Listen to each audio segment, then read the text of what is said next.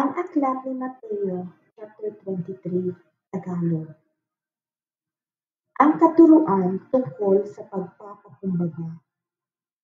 Pagkatapos ay sinabi ni Jesus sa mga tao at sa kanyang mga alagad, ang mga tagapagturo ng kautusan at ang mga Parisiyo at kinikilalang tagapagpaliwanag ng kautusan ni Moises. Kaya't gawin ninyo ang itinuturo nila at sundin ang kanilang inuutos. Ngunit huwag ninyong tularan ang kanilang ginagawa, sapagkat hindi nila isinasagawa ang kanilang ipinapangaral. Nagpapataw sila ng mabibigat na pasanin sa mga tao, ngunit ni daliri ay ayaw nilang igalaw upang tumulong sa pagpasad ng mga iyon. Pawang pakitang tao ang kanilang mga gawa. Nilalaparan nila ang mga lalagyan ng palata sa kanilang noo at braso, at hinahabaan ang palawit sa laylayan ng kanilang mga damit.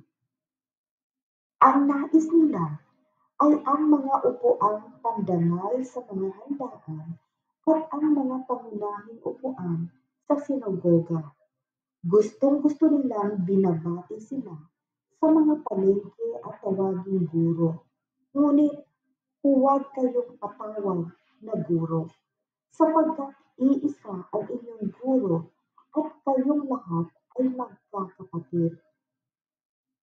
Huwag ninyong tawaging ama ang sinumang tao sa lupa, sapagkat iisa ang inyong ama, ang Ama na nasa langit. Huwag kayong patawag na tagapagturo, sapagkat iisa ang inyong tagapagturo, ang Kristo. Ang pinakadakila sa inyo ay magiging lingkod ninyo. Ang nagmamataas ay ibababa, at ang nagpapakumbaba ay itataas. Inuligsa ni Jesus ang mga tagapagturo ng kautusan at ang mga Parisiyo. Kahabag-habag kayo, mga tagapagturo ng kautusan at mga Parisiyo, mga mapagkunwari. Hinahadlangan ninyo ang mga tao upang hindi sila makapasok sa kaharian ng langit. Hindi na nga kayo pumapasok. Hinahadlangan pa ninyo ang mga nais pumasok.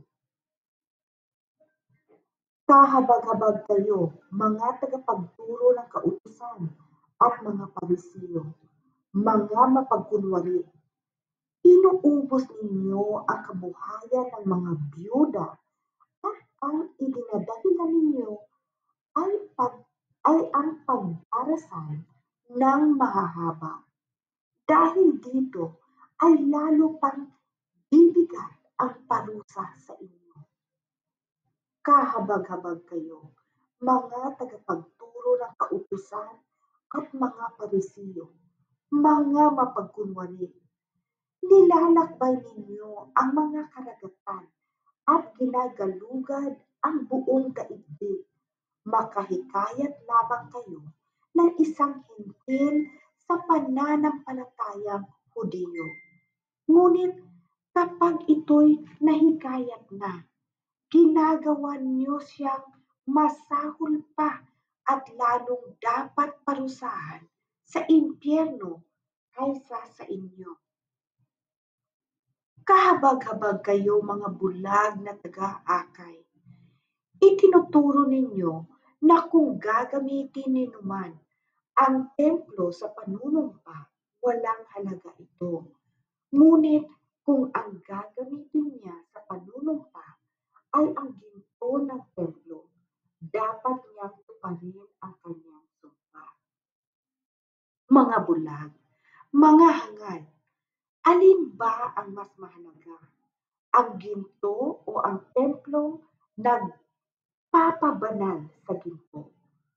Sinasabi rin ninyo na kung gagamitin ninuman ang dambana sa panunumpa, walang halaga ito. Ngunit kung ang gagamitin niya ay ang handog na nasa dambana, dapat niyang tuparin ang kanyang sumpa. Mga bulag, alin ba ang mas mahalaga? Ang handog o ang dambana na nagpapabanal sa handog?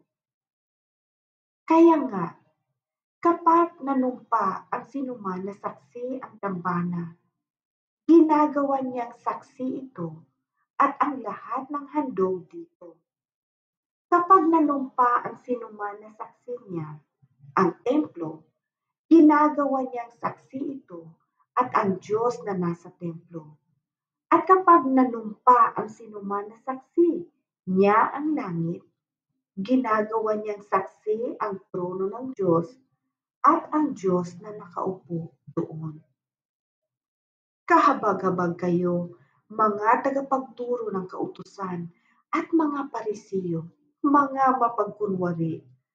Nagbibigay kayo ng 10 bahagi ng maliliit na halamang tulad ng yerbabuena, ruda at linga, ngunit kinakaligtaan naman ninyong isagawa ang mas mahalagang turo sa kautusan, ang katarungan, ang pagkahabag at ang katapatan. Dapat ninyong gawin ang mga ito nang hindi kinakaligtaan ang ibang utos.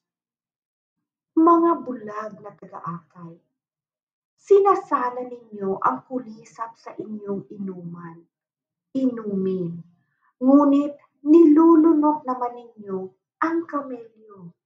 Kahabag-habag kayo, mga tagapagturo ng kautusan at mga Parisiyo, mga mapagkunwari. Nililinis ninyo ang labas ng tasa at pinggan, ngunit ang mga iyon ay puno ng kasakiman at pagiging makasarili. Bulag na Parisiyo, linisin mo muna ang nasa loob ng tasa at pinggan at magiging malinis din ang labas nito. Kahabag-habag kayong mga tagapagturo ng kautusan at mga Parisiyo, mga mapagkunwari. Ang katulad ninyo'y mga libingang pinaputi, magaganda sa labas, ngunit ang loob ay bulok at puno ng kalansay. Ganyan-ganyan kayo. Sa paningin ng tao ay mabubuti, ngunit ang totoo ay punong-puno kayo ng pagkukunwari at kasamaan. Paparusahan ang mga mapagkunwari. Kahabag-habag kayo, mga tagapagturo ng kautusan at mga Parisiyo, mga mapagkunwari. Nagpapagawa kayo ng libingan para sa mga propeta at pinapaganda ang mga puntod ng mga taong namatay ng matuwid. Sinasabi pa ninyo, kung kami sana ay nabuhay sa kapanahunan ng aming mga ninuno, hindi kami makikiisa sa pagpatay sa mga propeta. Sa sinabi ninyong iyan, inaamin ninyong kayo nga ay mga anak ng mga pumaslang sa mga propeta. Sige, tapusin ninyo ang sinimulan ng inyong mga ninuno, mga ahas, lahi ng mga ulupong. Hindi kayo makakaiwas na maparusahan sa impyerno. Kaya nga, paparusahan kayo dahil sa pagkamatay ng lahat ng taong pinatay na walang sala, magmula kay Abel hanggang kay Zacarias na anak ni Barakias. Pinaslang ninyo si Zacarias sa pagitan ng templo at dambanang sunugan ng mga handog. Tandaan ninyo, ang parusa sa lahat ng mga pagpatay na iyon ay babagsak sa salinlahing ito. Ang pag-ibig ni Jesus sa Jerusalem. Jerusalem, Jerusalem, pinatay mo ang mga propeta at binabato ang mga isinugo sa iyo. Ilang ulit kong sinikap na kupkupin ang iyong mga anak, kung paano tinitipon ng isang inahin ang kanyang mga sisiw sa ilalim ng kanyang mga pakpak. Ngunit ayaw ninyo. Kaya't ang inyong templo ay iiwan na lubusang pinabayaan. Sinasabi ko sa inyo, hindi na ninyo ako makikita hanggang dumating ang oras na sabihin ninyo, pinagpala ang dumating sa pangalan ng Panginoon.